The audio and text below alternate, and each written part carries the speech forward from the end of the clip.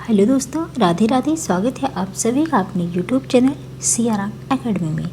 तो फ्रेंड्स, हम लोग आज पढ़ने वाले हैं हिंदी वर्णमाला। हिंदी वर्णमाला में जो क्वेश्चन अब तक आए हुए हैं अन्य परीक्षाओं में, उसी को हम लोग देखने वाले हैं। जैसे कि आप लोगों को पता है कि हम परीक्षा पॉइंटर की एक बुक है, उसी से हम लोग जो है देख रहे हैं, जो कि अब तक सारे क्वेश्चन आए हुए हैं उसी को हम लोग पढ़ रहे हैं। तो उसी को हम आगे बढ़ाएंगे। हमारा साहित्य कंप्लीट हो चुका है और आज हम लोग जो है व्याकरण पढ़ेंगे। तो व्याकरण में आज जो हम लोग पढ़ने वाले हैं उसमें हिंदी वर्णमाला से संबंधित जितने भी क्वेश्चन आए हुए हैं, जैसे कि टीजीटी में, पीजीटी में, केवीएस में और यूपीएससी में जो भी है, सब एलटी में भी आए हुए हैं। तो ये सारे क्वेश्चन को आज हम लोग देखेंगे। बहुत ज़्यादा नहीं है, थोड़ा सा क्वेश्चन है, तो हम फटाफट उसको देख लेंगे। तो चलिए हम लोग शुरू करते हैं। ये देखिए, बस इतना ही है, एक पेज का है।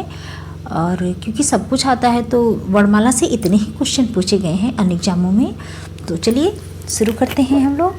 इसमें जो पहला पॉइंट है वो है कि वे ध्वनियाँ जिनके उच्चारण में स्वरतंत्रियों के निकट आ जाने से उनके बीच निकलती हवा से उनमें कंपन होता है। जो स्वरतंत्रियों के निकट आ जाने से उनके बीच से निकलती जो हवा है उनमें क्या होता है, कंपन होता है। तो वो क्या कहलाती हैं, तो उन्हें घोष ध्वनि कहते हैं।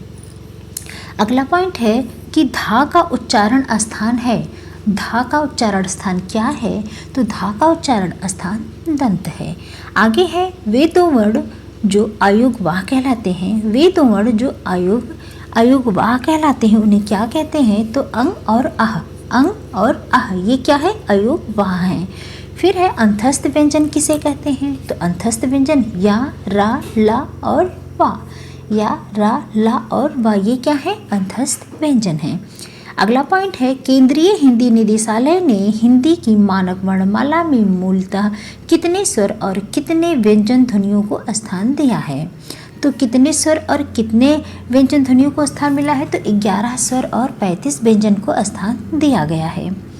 अगला पॉइंट है उच्चारण स्थान की दृष्टि से हिंदी के अ और आ स्वर हैं। तो अ और आ कौन से स्वर हैं, ये दोनों स्वर हैं कंठ स्वर हैं।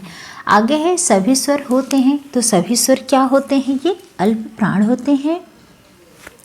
अगला पॉइंट है कि भाषा की सार्थक लघुत्तम इकाई माना जाता है। भाषा की सार्थक लघुत्तम इकाई किसे माना जाता है, तो शब्द को माना जाता है। फिर है उच्चारण स्थान के आधार पर छा ध्वनि है। तो उच्चारण स्थान के आधार पर जो छा ध्वनि है वो क्या है, तालव्य है। फिर है अर्थ व्यक्त करने वाली सबसे छोटी इकाई है। तो अर्थ व्यक्त करने वाली सबसे छोटी इकाई क्या है, शब्द है। आगे है कि अनुनासिक व्यंजन होते हैं। तो अनुनासिक व्यंजन क्या होते हैं, वर्ग का पंचमाक्षर, जैसे का, खा, गा, घा, अंगा। अंगा जो है ये क्या है, पंचमाक्षर है, तो ये अनुनासिक व्यंजन होते हैं। तो वर्ग का, प्रत्येक वर्ग का जो है 5वां अक्षर ये क्या होता है, अनुनासिक व्यंजन कहलाता है। आगे है मात्रा स्वर को क्या कहते हैं, तो मात्रा स्वर को समरूप या ग्रेफेम कहते हैं। क्या कहते हैं, समरूप या ग्रेफेम कहते हैं। आगे है प्राचीन का विलोम शब्द है। प्राचीन का विलोम शब्द क्या है, तो प्राचीन का विलोम शब्द अर्वाचीन है। आगे है महाप्राण ध्वनियाँ हैं। तो महाप्राण ध्वनियाँ कौन सी हैं, महाप्राण ध्वनियाँ, तो ढा और धा। ढा और धा जो है ये महाप्राण ध्वनियाँ हैं। सभी स्वर होते हैं। तो सभी स्वर क्या होते हैं, सघोष होते हैं। सभी स्वर सघोष होते हैं और अल्प प्राण भी होते हैं। जो हमारे स्वर हैं वो सारे के सारे स्वर जो हैं वो अल्प प्राण भी होते हैं और साथ ही साथ सघोष भी होते हैं। री ध्वनि है। तो री कैसी ध्वनि है, ये मूर्धन्य ध्वनि है। री जो है हमारी मूर्धन्य ध्वनि है। आगे है अधिक प्रयत्न से उच्चारित होने वाले व्यंजन कहलाते हैं। अधिक प्रयत्न से जो व्यंजन उच्चारित होते हैं उन्हें क्या कहते हैं, तो उन्हें महाप्राण व्यंजन कहा जाता है। जो अधिक समय लेते हैं, जिन्हें उच्चारण करने में हमें अधिक समय लगता है, उन्हें हम महाप्राण कहते हैं।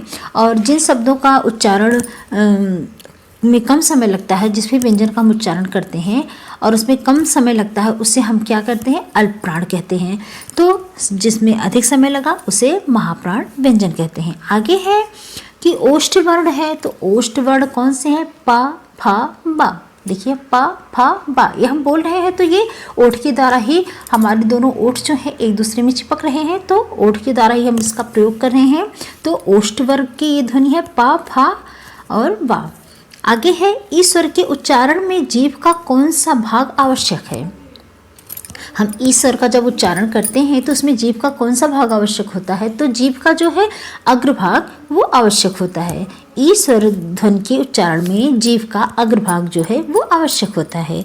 फिर अगला पॉइंट है कि पा ध्वनि का उच्चारण स्थान है, तो पा का भी उच्चारण स्थान ओष्ठ ही है। अभी हम लोगों ने ऊपर देखा था ना कि पा फा और बा इसका ओष्ठ है, तो यहाँ पे भी पूछा गया है कि पा ध्वनि का जो उच्चारण स्थान है वो क्या है, तो वो ओष्ठ है। अगला पॉइंट है उच्चारण स्थान के आधार पर न्या व्यंजन है, तो उच्चारण स्थान के आधार पर न्या जो व्यंजन है वो तालव्य है। फिर अगला पॉइंट है कि उच्चारण की दृष्टि से श ख श व्यंजन कैसे व्यंजन है, तो ये ऊष्म प्रकार के व्यंजन है, ये ऊष्म व्यंजन है।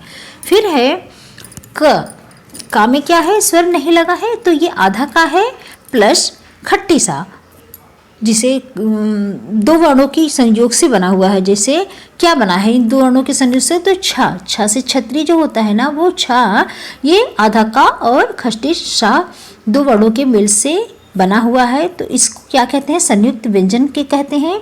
और इससे संयुक्त व्यंजन का निर्माण हुआ है किससे, का और शा से, तो छा संयुक्त व्यंजन का निर्माण हुआ है। तो ये था आज का जो है वर्णमाला से संबंधित जितने भी क्वेश्चन आए हुए हैं वो हम लोगों ने देख लिए।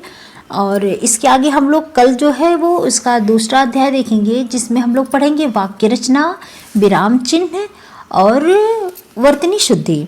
तो इन 3 को हम कल देखेंगे, और इसमें भी ज़्यादा नहीं है क्योंकि 2-3 क्वेश्चन ऐसे ही तो आते हैं और सारे एग्जाम में पूछे गए क्वेश्चन हैं, तो इसमें भी ज़्यादा क्वेश्चन नहीं है, हम लोग फटाफट पढ़ लेंगे।